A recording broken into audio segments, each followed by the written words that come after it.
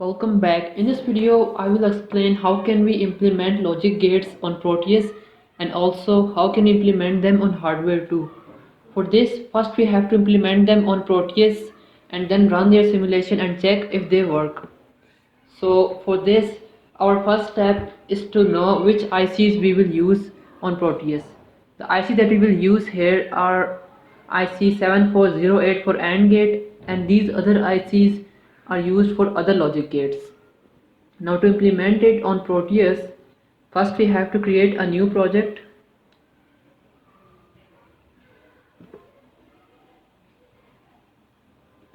After then we have to give it a name.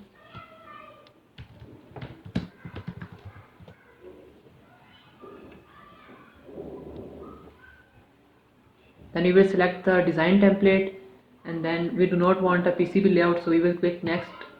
And then we also do not want a firmware project, so then we will click next, and then we will click on finish.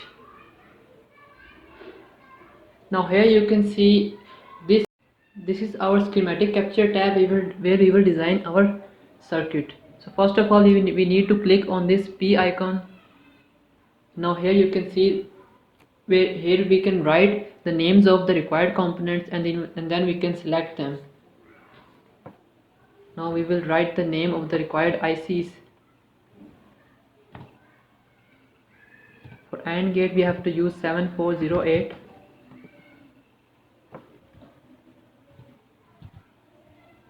And then similarly we will take all the other ICs that we need.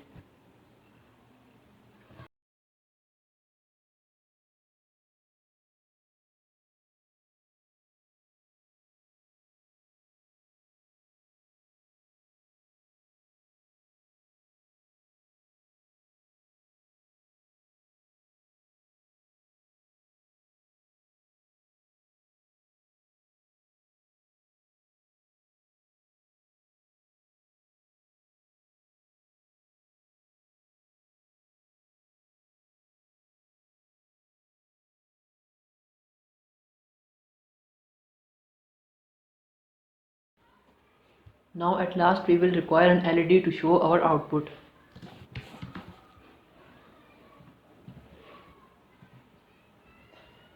We will also use resistors.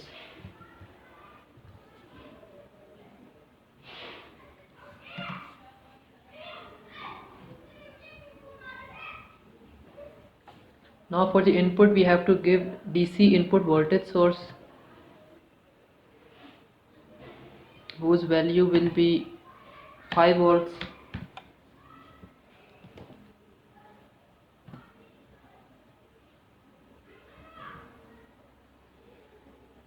Now for the first gate, that is our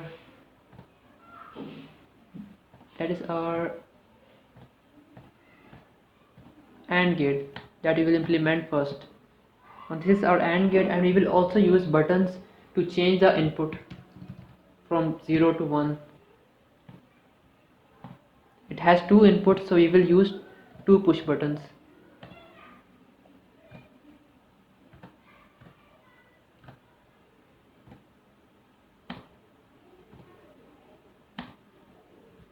Now at the output we will use an LED and also a resistor with it.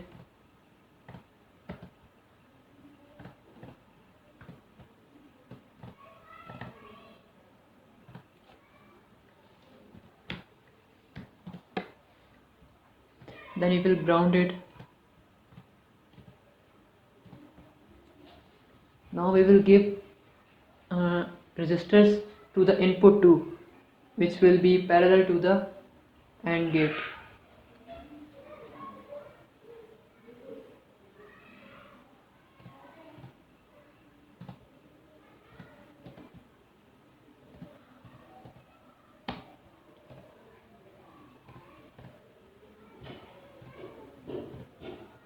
Now these two resistors at the input are basically required to prevent the gray values.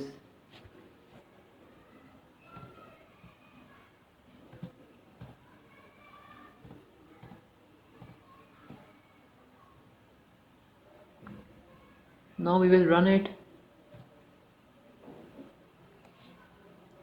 Now basically there is a small mistake. We need to change the value of these registers too.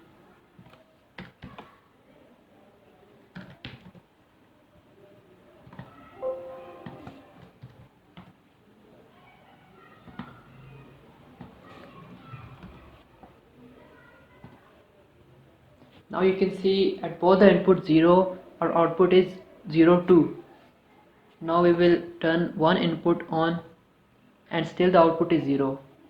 Now when we will turn both the inputs on, only then the LED will turn on, and as you can see the LED is on. So this verifies the truth table of AND gate, which is only on when both the inputs are 1. Now for the OR gate, we will simply replace AND gate with OR gate.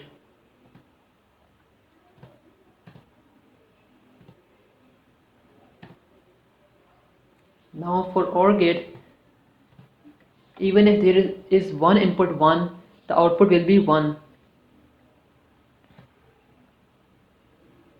It's off when both inputs are 0. It will be on for any of the input to be 1. It's on for this input, it will be on, and for both of them it will be on. So it verifies the truth table of OR gate. Now we will move on to the NOR gate, which is simply opposite to the OR gate. For this gate, the output will be 1 only when both the inputs are 0. Otherwise the output will be 0. The output is 1 only at this value. Now if we change the inputs, we give 1 or 1 1, the output will remain 0. This verifies the truth table for NOR gate. Now for the NAND gate,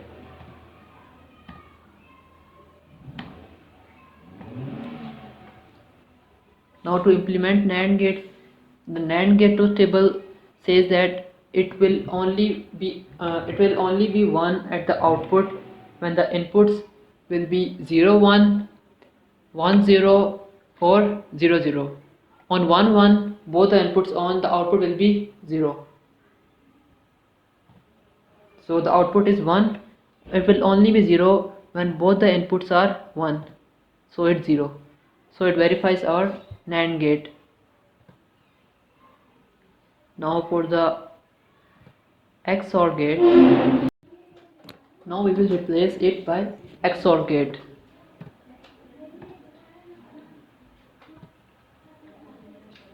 For the XOR gate, the output is only 1 when both of the inputs are opposite only. When the inputs are same, the output is 0. We can verify it over here. When both the inputs are 1, the output is 0, and when one of the input is changed, then the output is 1. When both of the inputs are 0, the output is 0. Now for the XNOR gate, we have to change a circuit just a little bit. Again, we also need to bias the output to prevent the gray values.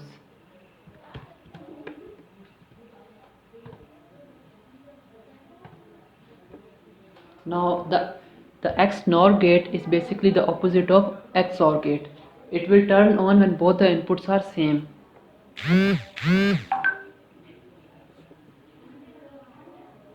It is showing us a gray value, so we will change the value of resistor.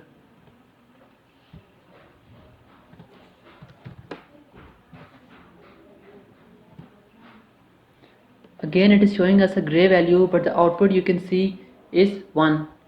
When we will change the input, one of the input 1 0, the LED is off, which shows us the output is 0. So when both the inputs are same, 1 1, the output is again 1. So in this way we have verified these gates. One gate remains, that is the NOT gate.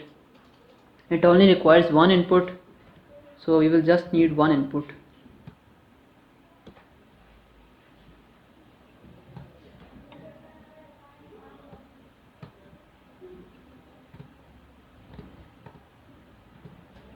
It will simply invert the input.